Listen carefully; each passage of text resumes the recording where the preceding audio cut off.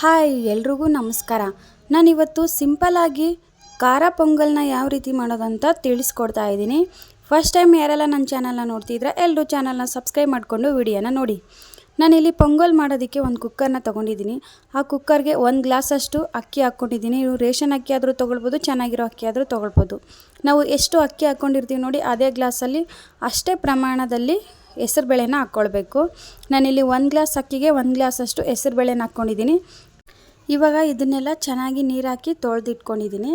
ಇವಾಗ ಇದಕ್ಕೆ ನಾನು 4ರಿಂದ 5 ಗ್ಲಾಸಷ್ಟು ನೀರು ಹಾಕ್ಕೊಳ್ತಾ ಇದ್ದೀನಿ. ಸೊ ಇದು ಸಾಫ್ಟಾಗಿ ಚೆನ್ನಾಗಿ ಬೇಯಿಸ್ಕೊಳ್ಬೇಕಲ್ವ, ಸೊ ನೀರನ್ನು ಜಾಸ್ತಿನೇ ಹಾಕ್ಕೊಳ್ಳಿ. ನೀವು 2 ಗ್ಲಾಸ್ಗೆ 4ರಿಂದ 5 ಗ್ಲಾಸ್ ಆದರೂ ನೀರು ಹಾಕ್ಕೊಳ್ಬೋದು. ಸೊ ಇವಾಗ ನಾನಿಲ್ಲಿ 4ರಿಂದ 5 ಗ್ಲಾಸ್ ನೀರು ಹಾಕ್ಕೊಂಡಿದ್ದೀನಿ ನೋಡಿ. ಇವಾಗ ಸ್ವಲ್ಪ ದೊಡ್ಡ ಕುಕ್ಕರ್ನೇ ಯೂಸ್ ಮಾಡ್ಕೊಳ್ಳಿ. ಇವಾಗ ನಾನು ಇದಕ್ಕೆ ಉಪ್ಪು ಹಾಕ್ಕೊಳ್ತೀನಿ. ಅರಿಶಿನ ಮತ್ತು ಇದಕ್ಕೆ ಉಪ್ಪನ್ನು ಹಾಕ್ಕೊಳ್ಬೇಕು. 1 ಸ್ಪೂನಷ್ಟು ಅರಿಶಿನ ಪುಡಿ ಹಾಕ್ಕೊಂಡಿದ್ದೀನಿ ಮತ್ತು 1 ಸ್ಪೂನಷ್ಟು ಉಪ್ಪು ಹಾಕ್ಕೊಂಡಿದ್ದೀನಿ. ಸೊ ಇವಾಗ ಇದನ್ನು ಚೆನ್ನಾಗಿ ಮಿಕ್ಸ್ ಮಾಡಿಕೊಂಡು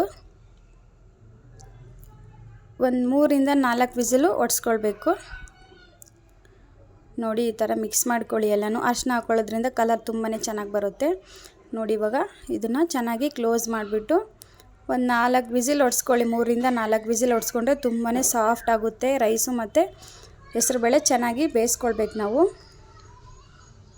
ಇವಾಗ ಇದನ್ನು ಬೇಯಿಸ್ಕೊಳ್ಳೋಕೆ ಇಟ್ಕೊಳ್ಳೋಣ. ಸ್ಟವ್ನ ಆನ್ ಮಾಡ್ಕೊಳ್ಳಿ. ಮೀಡಿಯಮ್ ಫ್ಲೇಮಲ್ಲೇ ಇಟ್ಕೊಂಡು ಇದನ್ನು 4 ವಿಸಿಲ್ ಹೊಡ್ಸ್ಕೊಳ್ಳಿ. ತುಂಬಾ ಚೆನ್ನಾಗಿರುತ್ತೆ. ನೀವು ಈ ಥರ ಖಾರ ಪೊಂಗಲು ಟಿಫನ್ಗೆ, ಲಂಚ್ ಬಾಕ್ಸ್ಗೆ ಮತ್ತು ಡಿನ್ನರ್ಗೂ ಕೂಡ ಮಾಡಿಕೊಂಡು ತಿನ್ಬೋದು. ನಾನಿಲ್ಲಿ ಒಗ್ಗರಣೆಗೆ 3ರಿಂದ 4 ಮೆಣಸಿನ್ಕಾಯಿ ಕಟ್ ಮಾಡಿ ಇಟ್ಕೊಂಡಿದ್ದೀನಿ ಮತ್ತು ಜೀರಿಗೆ, ಮೆಣಸು, ಕರಿಬೇವು ಮತ್ತು ಕೊತ್ತಂಬರಿ ಸೊಪ್ಪನ್ನ ಕಟ್ ಮಾಡಿ ಇಟ್ಕೊಂಡಿದ್ದೀನಿ. ಒಂದು ಪಾತ್ರೆಗೆ ಎಣ್ಣೆ ಹಾಕ್ಕೊಂಡಿದ್ದೀನಿ. ಎಣ್ಣೆ ಬಿಸಿ ಆದಮೇಲೆ ಸಾಸಿವೆ, ಜೀರಿಗೆ ಹಾಕ್ಕೊಂಡಿದ್ದೀನಿ. ಅದಾದಮೇಲೆ ಜೀರಿಗೆ ಮತ್ತು ಮೆಣಸನ್ನ ಹಾಕ್ಕೊಂಡು ಚೆನ್ನಾಗಿ ಫ್ರೈ ಮಾಡ್ಕೊಳ್ಳಿ. ಜೀರಿಗೆ ಮತ್ತು ಮೆಣಸು ಚೆನ್ನಾಗಿ ಫ್ರೈ ಆಗಬೇಕು. ಸೊ ಸ್ಮೆಲ್ಲು ತುಂಬಾ ಚೆನ್ನಾಗಿ ಬರುತ್ತೆ. ಪೊಂಗಲ್ಗೆ ಮೆಣಸು ತುಂಬಾ ಫ್ಲೇವರ್ ಕೊಡುತ್ತೆ ನೋಡಿ. ಇದು ಚೆನ್ನಾಗಿ ಫ್ರೈ ಮಾಡ್ಕೊಳ್ಳಿ. ಇದೆಲ್ಲನೂ ಚೆನ್ನಾಗಿ ಫ್ರೈ ಆದಮೇಲೆ ನಾವು ಇದಕ್ಕೆ ಮೆಣಸಿನ್ಕಾಯಿನ ಹಾಕ್ಕೊಳ್ತಾ ಇದ್ದೀನಿ.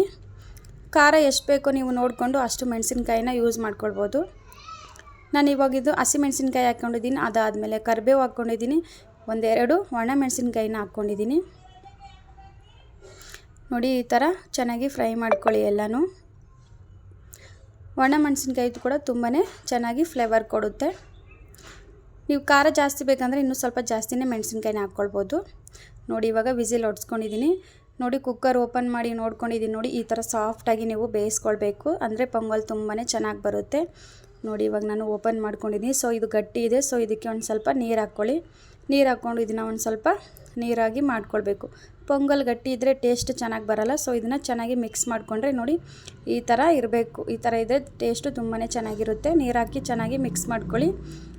ಈ ಥರ ಇದ್ದರೆ ಸಾಕು. ಇವಾಗ ನಾವು ಒಗ್ಗರಣೆ ಮಾಡಿ ಇಟ್ಕೊಂಡಿದ್ವಲ್ವ, ಸೊ ಇದನ್ನು ಇದರೊಳಗಡೆ ಹಾಕ್ಕೊಳ್ಳೋಣ.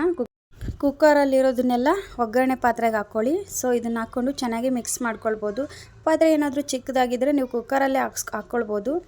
ನಾನು ಕುಕ್ಕರಲ್ಲಿರೋದ್ರನ್ನ ಇದನ್ನೊಳಗಡೆ ಹಾಕ್ಕೊಂಡು ಚೆನ್ನಾಗಿ ಮಿಕ್ಸ್ ಮಾಡ್ಕೊಳ್ತಾ ಇದ್ದೀನಿ ನೋಡಿ. ಸಿಂಪಲ್ಲಾಗಿ ನೀವು ಕಡಿಮೆ ಸಮಯದಲ್ಲಿ ಈ ಥರ ಟಿಫನ್ ಮಾಡಿಕೊಂಡು ತಿನ್ಬೋದು. ಟೇಸ್ಟ್ ಅಂತೂ ಸೂಪರಾಗಿರುತ್ತೆ ನೋಡಿ. ಇವಾಗ ಕೊತ್ತಂಬರಿ ಸೊಪ್ಪನ್ನ ಹಾಕ್ಕೊಂಡಿದ್ದೀನಿ. ಕೊತ್ತಂಬರಿ ಸೊಪ್ಪು ಹಾಕ್ಕೊಂಡು ಚೆನ್ನಾಗಿ ಮಿಕ್ಸ್ ಮಾಡಿಕೊಂಡ್ರೆ ಸಾಕು, ಪೊಂಗಲ್ ರೆಡಿ ಆಗಿಬಿಡುತ್ತೆ ನೋಡಿ. 1-2ರಿಂದ 3 ನಿಮಿಷ ಇದನ್ನು ಚೆನ್ನಾಗಿ ಬೇಯಿಸ್ಕೊಳ್ಬೇಕು ನೀವು. ಒಂದು ಕುದಿ ಬಂದರೆ ಸಾಕು, ರೆಡಿ ಆಗಿಬಿಡುತ್ತೆ. ಟೇಸ್ಟ್ ಅಂತೂ ತುಂಬಾ ಚೆನ್ನಾಗಿರುತ್ತೆ. ಒಂದು ಸರಿ ಮಾಡಿಕೊಟ್ರೆ ಮತ್ತೆ ನೀವು ಮಾಡ್ಕೊಂಡು ತಿಂತೀರ, ಅಷ್ಟು ಟೇಸ್ಟಿಯಾಗಿರುತ್ತೆ.